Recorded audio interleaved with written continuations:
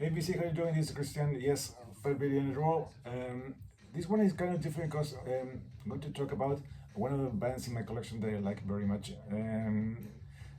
You can see by the thumbnail, it's all about DAD, one of Denmark's finest bands, started in the early 80s, and they have a very long and very successful and very good discography that I'm going to try to talk about and share with you my thoughts about their music, their albums, and some things that you might find interesting, and maybe who knows, you can discover a new band for you to listen.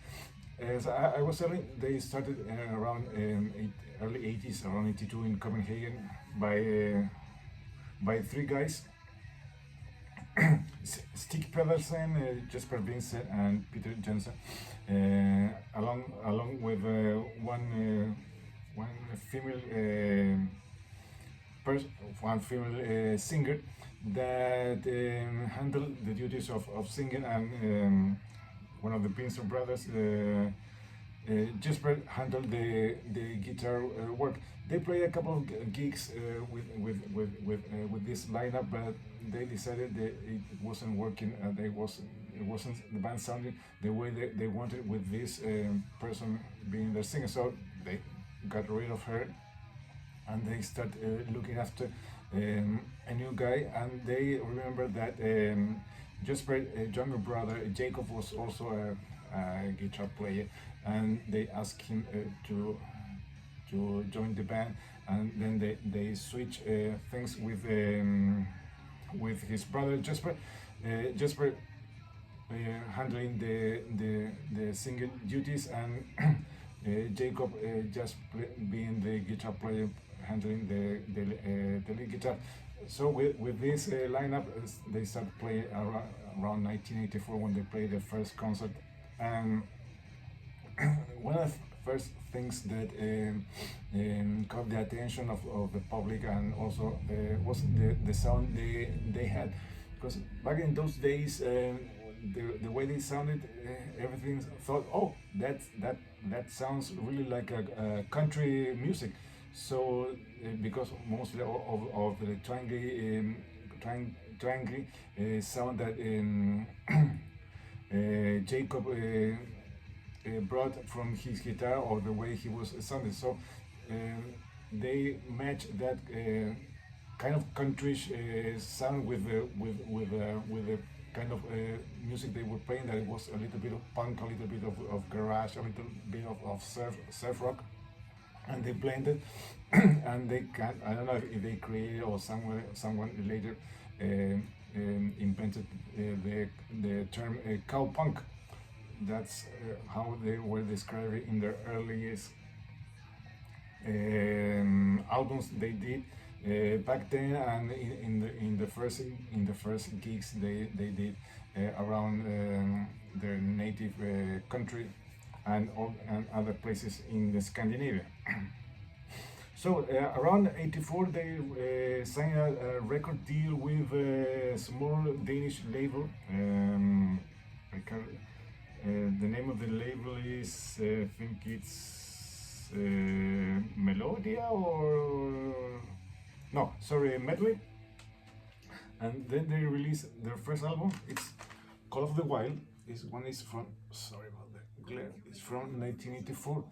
This is it have 12 songs. This is very much in the vein I was talking about. The band was very happy with this album, because it was simple. It was reflecting what they were trying to achieve as musicians, with very fun lyrics written by Jesper Vincent, and the sound that that Jacob brought up from his guitar was very unique for the audience back then, because you don't see many European bands having that country sound. That it was very unique. It was not something that it was very common in those days, especially in Europe, because you were at the very end of the new wave of British heavy metal, hard rock was coming from the States. Thrash metal was starting to get popular, at least in the States, and later in Europe. Heavy metal was about to become big, and this band appeared with this very different sound, and it was a really good example of something different for the band. So this was on the Mega Records. Here it is, the name of the record. A really small Danish record label that got them this deal and made them tour constantly around Scandinavia and even Germany.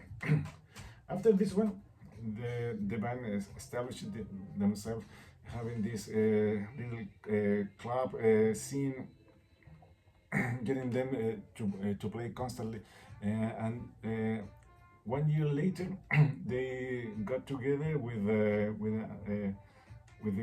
guys, and they were granted what it says here about a 2,000 budget, 2,000 euros to record another album in Copenhagen, and then they came out with this one. DAD draws a circle. Kind of the meaning of this one is that they came a full circle of what they were wanted to do, trying to achieve as a band, and they were happy where they were with the kind of music that they were making, how the band had established themselves, and how they keep seeing their audience growing in the festivals and record sales. Of course, they didn't break the bank or the market with this one.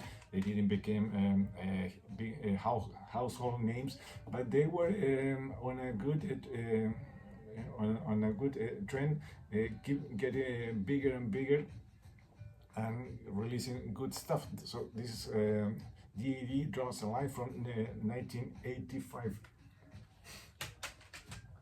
After that one, they release again in the they got with the small label. They have this one. This is a compilation of the first two records. Here you have the track list if you want to see it. This is a good one. They have really fun tracks. Call of Isn't That Wild? That's a good one. Marvel Man. That's a parody of the song of the cigarette brand.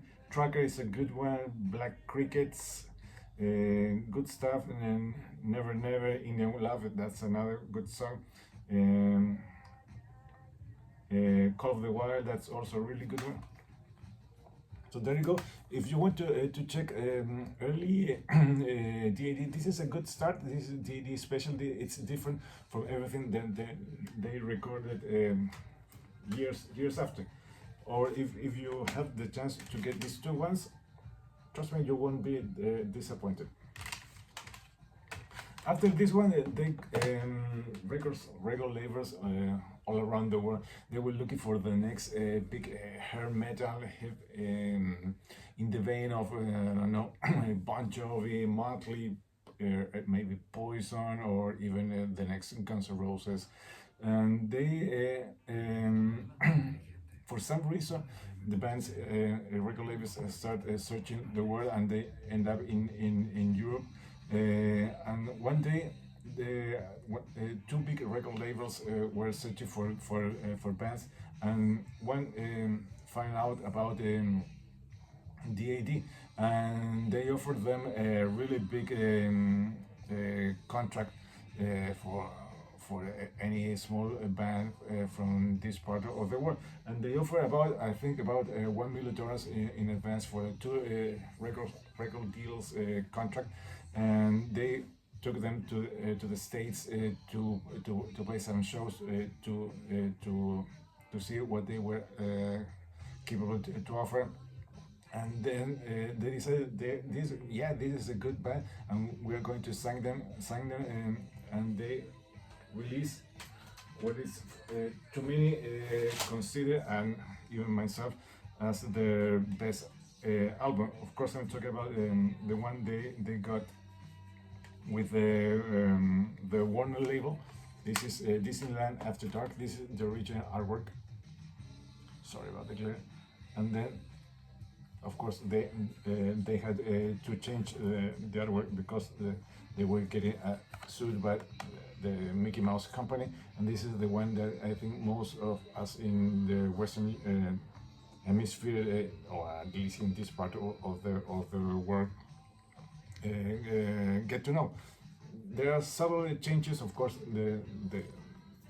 The band, how it's spelled, and they move one of the guys from here over there, so they can put the new logo there. And then there is my record they got back then. This was the first time that I ever listened to them, and it was a funny story because I was watching a TV program here. Then they put some videos and some kind of local MTV, and one day they play a video from I think this, I don't know if it is the second or third single from this album. It was Ground Nation, track 1 inside 2.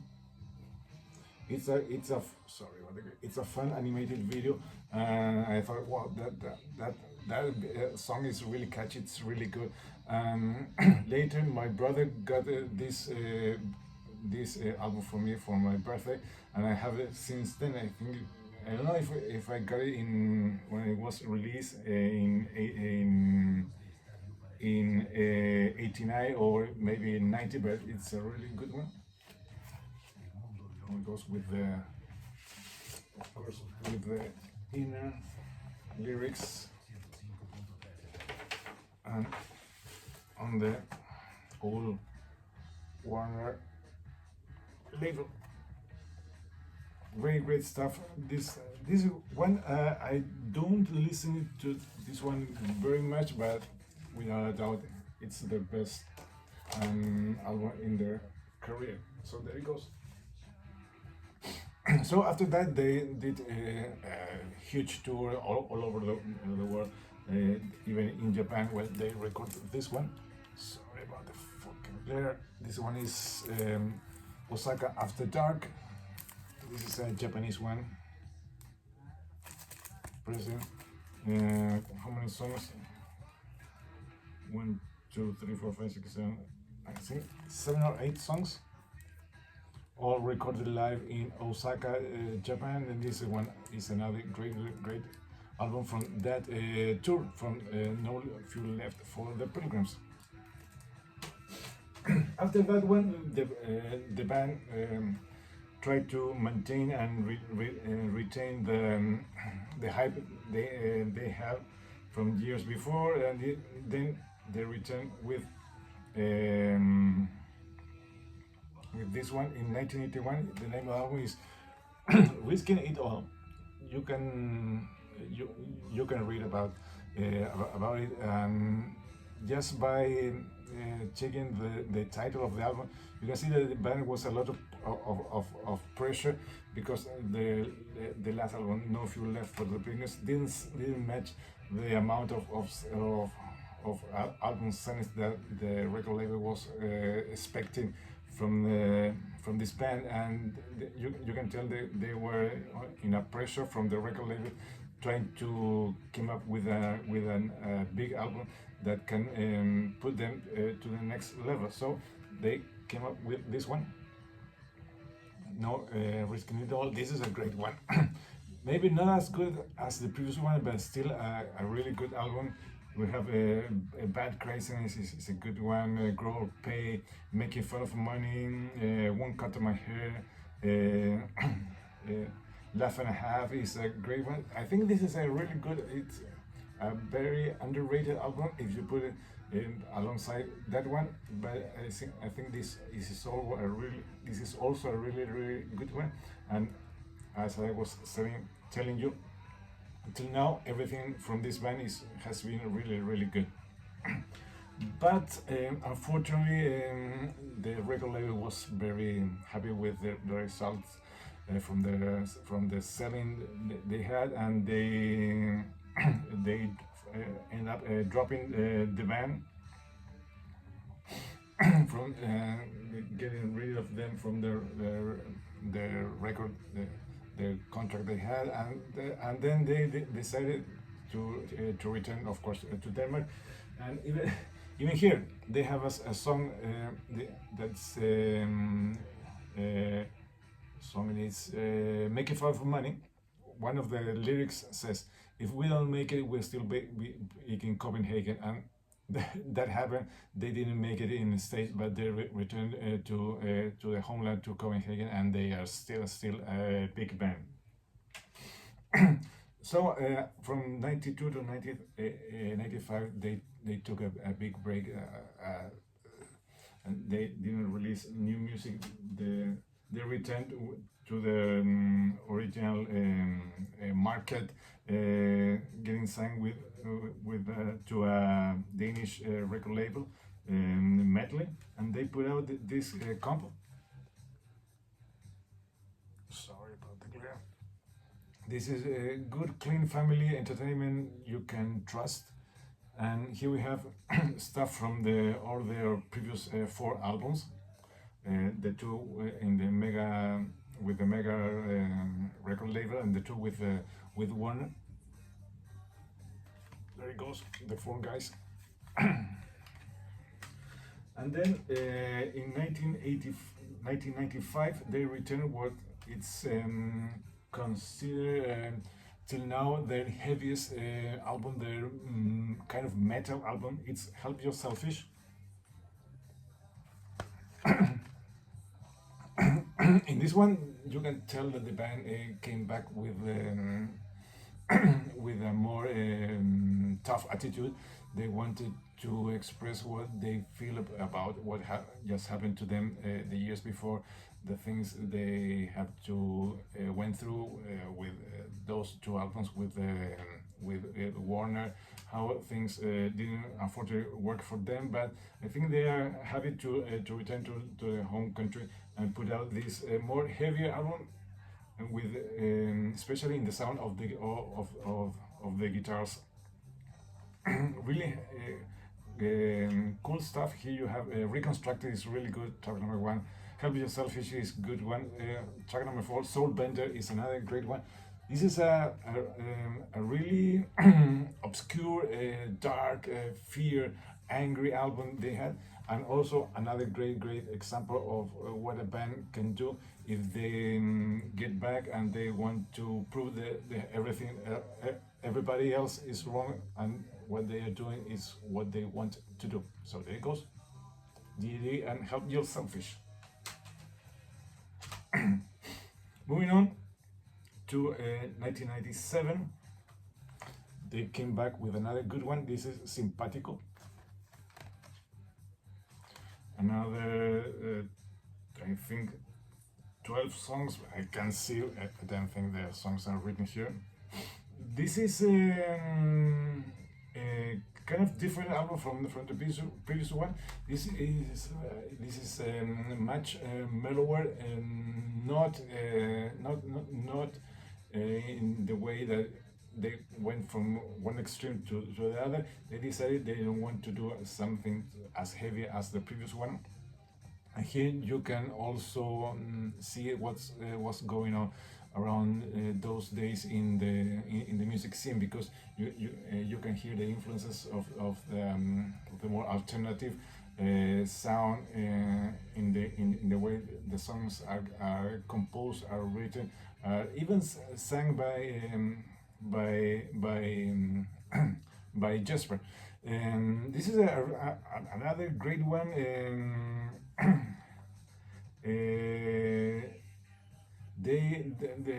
The style was quite different from the previous one, as the band once again turned up the melody and turned down the hard and metallic sound of Help Yourself It, and came out with a different product that it was again really well received by the fans.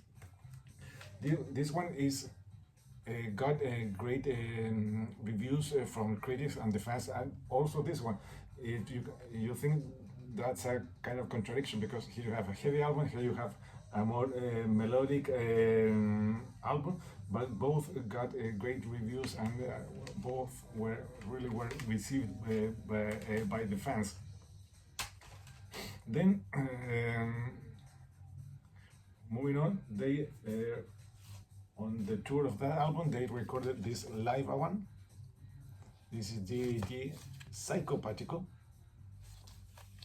Here we have a couple of live songs, tracks, and one studio track. It's the last one, Jacketless in December. And what big thing happened during this tour? By the end of this tour, the long run drummer Peter Peter Jensen decided and notifies the band that he was leaving the drumming position, and they had been together since their latest. So after 17 years, Peter decided to leave the band.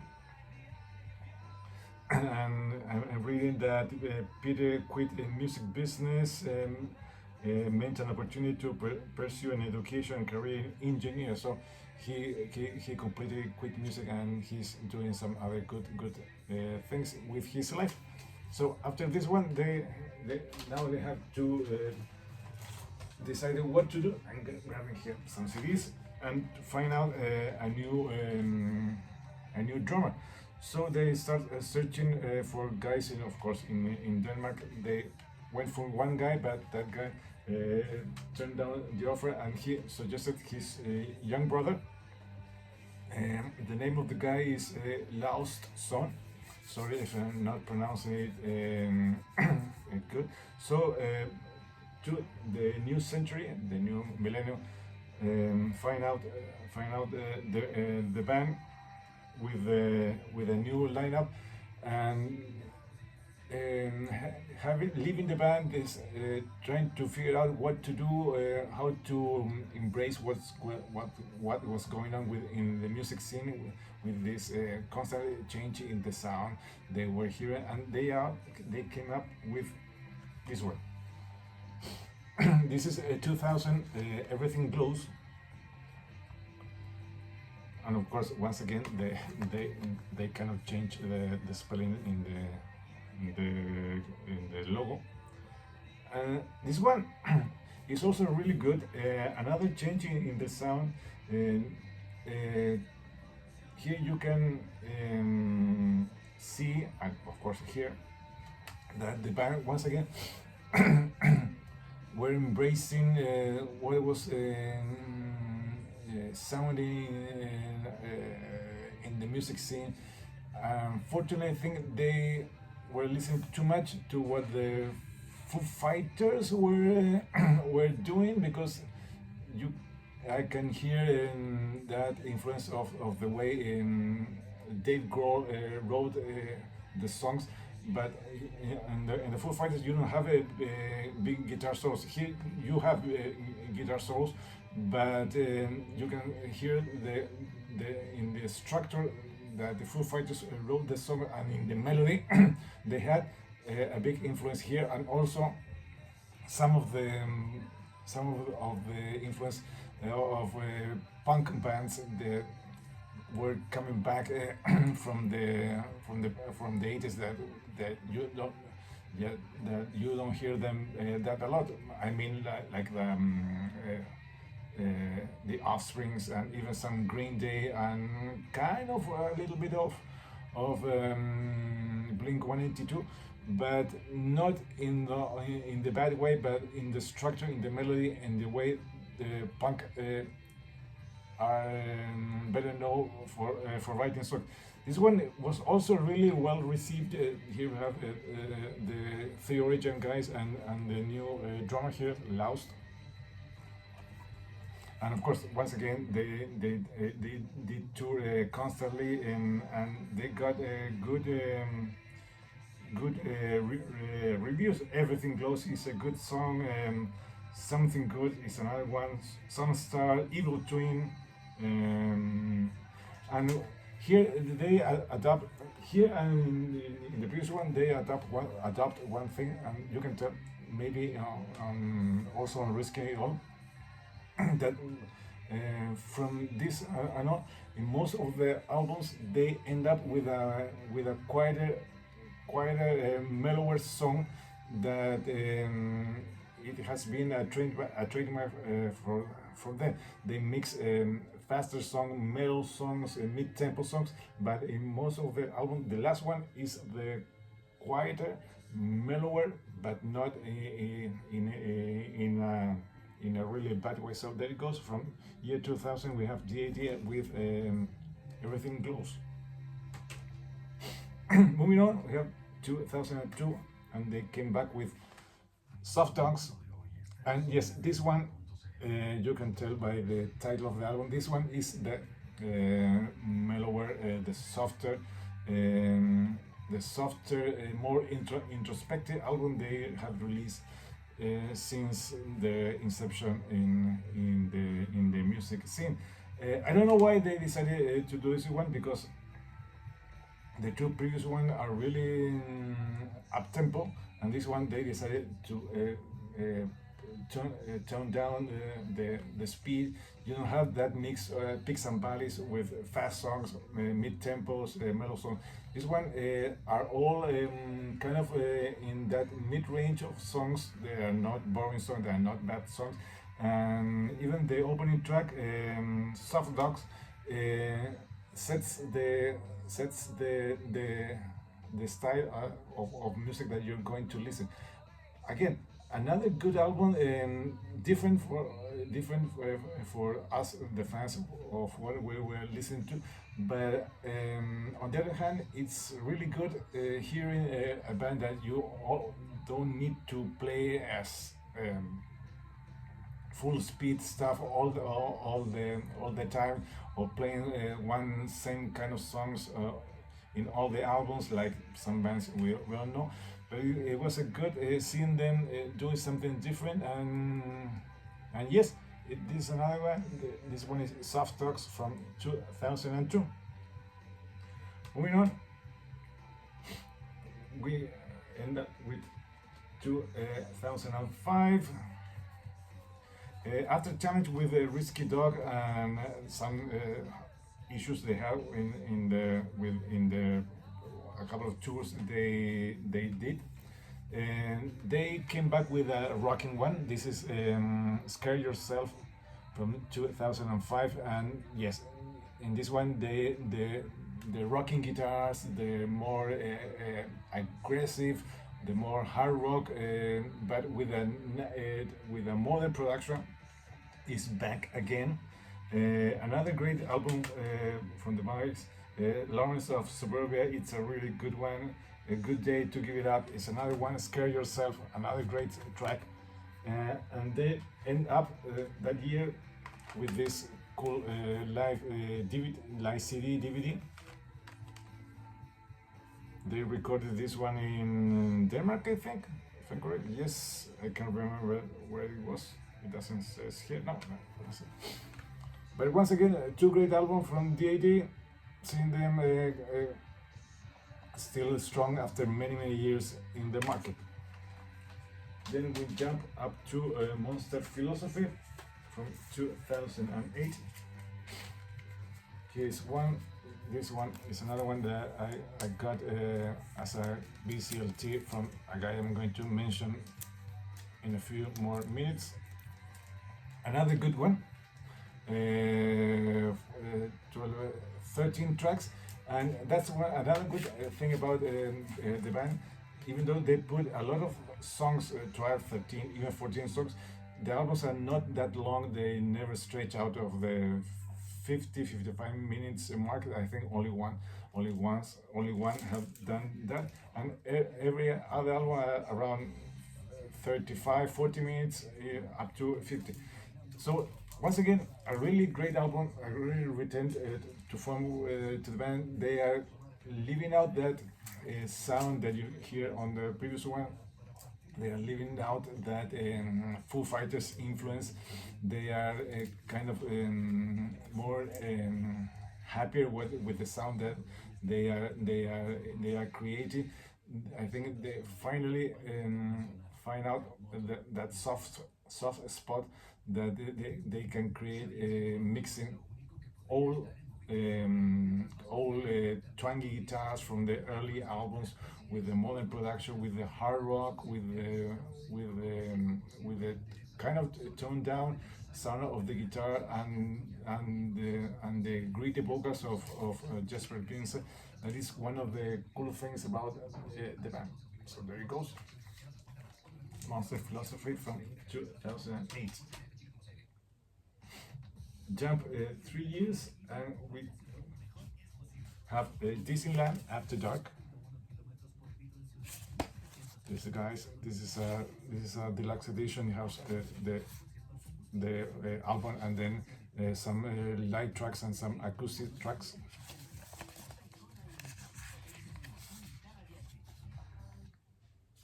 Another good one in the same vein of the previous one. At this point in the career, you'll find a very mature band that they really know what they want to do, what they want to sound like. They are not going to reinvent everything. They are not going to get crazy and do something completely different. And this one shows what they are capable of. And another good one from 2011, new DH movie, is a good one. She's I want what she's got, a cool song. So there goes DAD from 2011. Then we have a big break, an 8-year gap from 2011 to 2019, and they return with this one, A Prayer for the Loud. And yes, this one is louder. This one is more, this one they once again kind of change a little bit. You can hear more hard rock songs, like they are trying to bring back the sound from the Warner records from 80, 89 and 91, bring it back bring it to the year 2019, but with a more modern production. And I think they success because this is a really good return to form. Here we have the band playing what they want, trying to sound the way they want it, and not the way everybody else is trying to tell them what to do, or what you can hear in the music scene, or what is trendy right now. So there you goes, 2019, A Prayer for the Loud. In the meantime, the lead singer, Jesper Vincent, put out a couple of solo albums. This is the second one. He had a really cool artwork. This one is named Save Your Soul. This is him trying not to sound completely like the singer of DAD, like what Bruce Dickinson did in his first solo album, Tattoo Miller, tried to branch out, step away from the classic sound of Maiden. And this one, I think Jesper is trying to do that same thing, trying to be completely different and not trying to replicate the sound of DAD, and I think it's a good one. So there it goes, Jesper Vincent and Save Your Soul. I think this is his second solo album.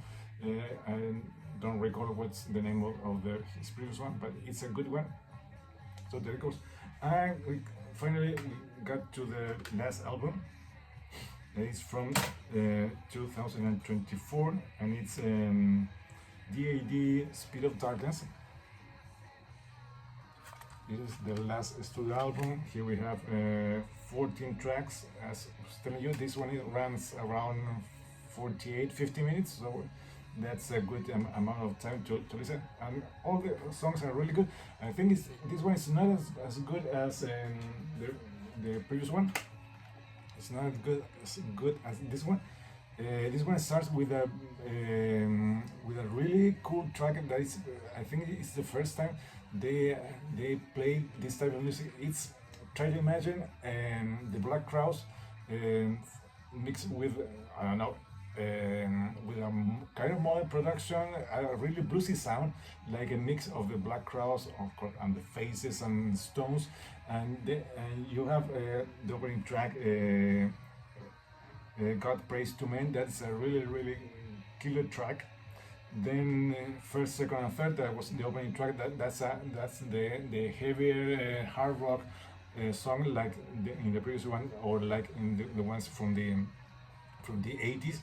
And then they kind of went on these mid-tempo songs.